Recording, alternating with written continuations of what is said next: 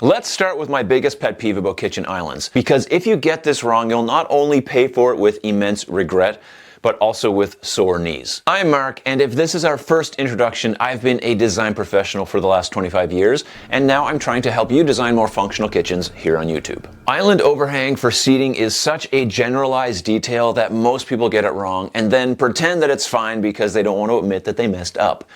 You know who you are. Sitting at an island should be a comfortable experience, not one that you need to put up with. Therefore, we need to abandon the idea of the standard overhang and start thinking about what will make that experience the most comfortable. There is an important aspect of kitchen function that sometimes gets forgotten about.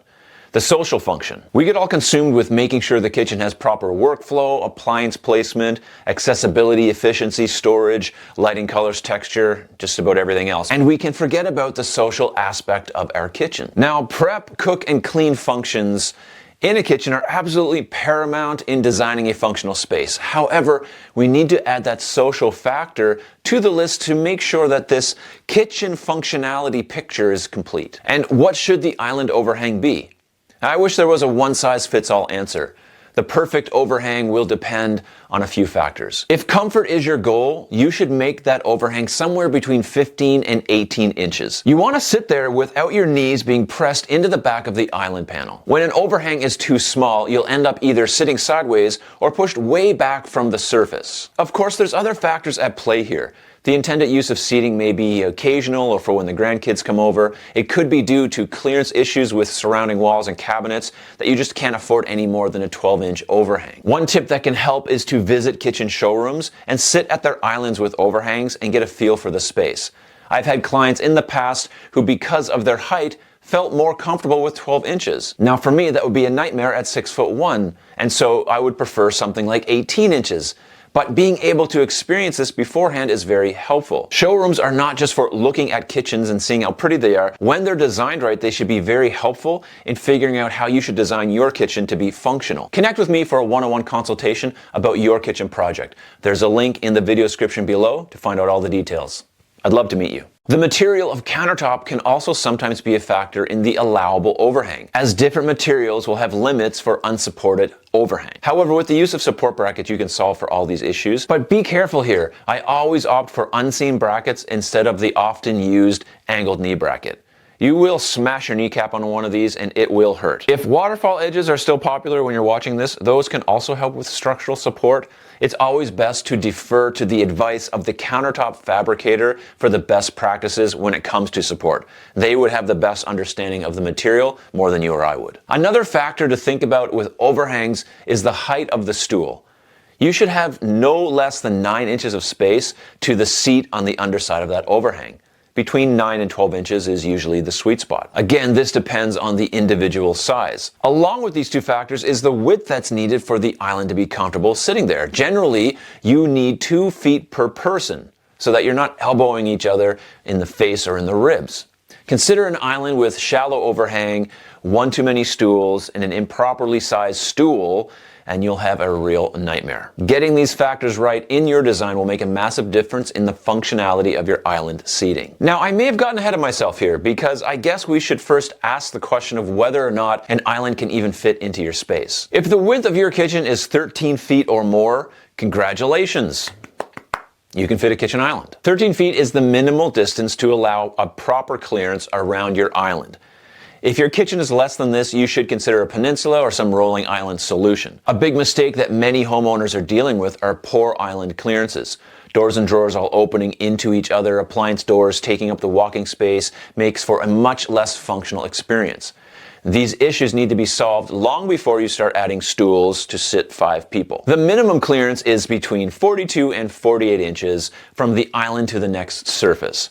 This changes a little when you're talking about a wall, and I usually allow somewhere around 36 inches from the back of an island to a wall space. This is enough to get someone to walk past there without being too interruptive. You can see here what the NKBA guideline is for this specification. This shows to a 36-inch distance from the back of the stool to the wall for someone to kind of slide by, and 44 inches if you want to walk by comfortably. Putting an island in a kitchen that will not accommodate its size will give you more storage and countertop space space, but at the expense of the rest of your kitchen's function and ultimately the island's function itself. So make sure that your kitchen can fit an island and then work out the seating. Sort of. You have to decide what the proper size of that island is itself. This is where the more room you have, the better, because a bigger island is objectively better than a smaller island. I'm just kidding, but sort of. Regardless of the island size, don't make the mistake of wasting the island's storage potential to include seating if the reality is you're never going to sit at it. You should seriously be answering the question, are we doing this because we think it looks good or trendy, or we absolutely need this seating function on our island? Just because you have the room for island seating doesn't mean that you should include it. It might be better to use that overhang space for extra storage. And I'm not against island seating, but I am against adding it only for show with no real functional intention. I guess the worst case is you might sit there a few times and really enjoy it, so if you're including it, at least follow these tips so you don't mess it up. Now the next big mistake is a real bad one. Nothing dates your kitchen by 30 years or more by including a raised lunch counter for your overhang. All this does is just limit yourself and your guests or your family to this narrow little ledge to accommodate everything you want to do on there.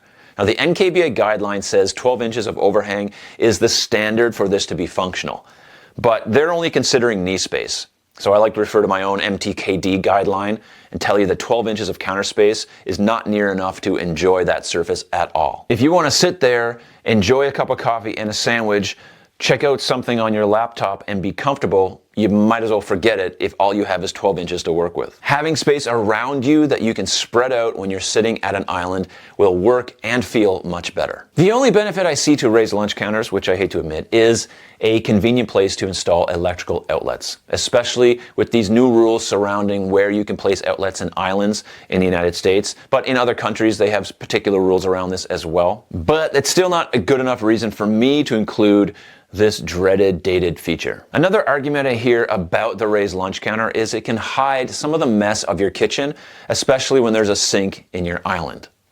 To which I reply, why is there a sink in your island? It's just going to create a big mess, which is, I guess, why you want a raised lunch counter. In all fairness, sometimes the sink has nowhere else to go. I totally get that, and that's perfectly fine. There are plenty of ways to design a functional island with a sink in it without having a raised lunch counter. However, when you are designing your kitchen layout and you have the option to locate your sink along a wall, under a window, or some other place, always consider those options first. This will leave the island dedicated to prep, serving, and social uses without there being a sink full of dishes ruining the party. And always ensure that there's enough landing area on the sides of that sink, and behind it no less than 15 inches. This will give the sink some distance to prevent water or anything else from splashing on people who are sitting there or even on the floor. I think that if you're adding a sink to an island, it's best not to include the seating as well. Just make the island deeper with some storage and just forego the seating if it's something that you don't necessarily need. And the same goes for a cooktop in the island. As with the sink, it may be the only place for it, but make sure that you look at all the options. Obviously, there's more danger with a cooktop, and the issue of ventilation can become a little trickier to solve. But the more space around it, the better. Grease splatter will be a constant battle. So again, it might be best to choose one function over the other, like range with extended countertop and storage, or no range and the extended countertop and seating. One of the better ways to include island seating is to incorporate a table height extension connected to that island. This can be done as bench seating or as an actual table. Whatever you do, just don't mess up your island seating by making it uncomfortable.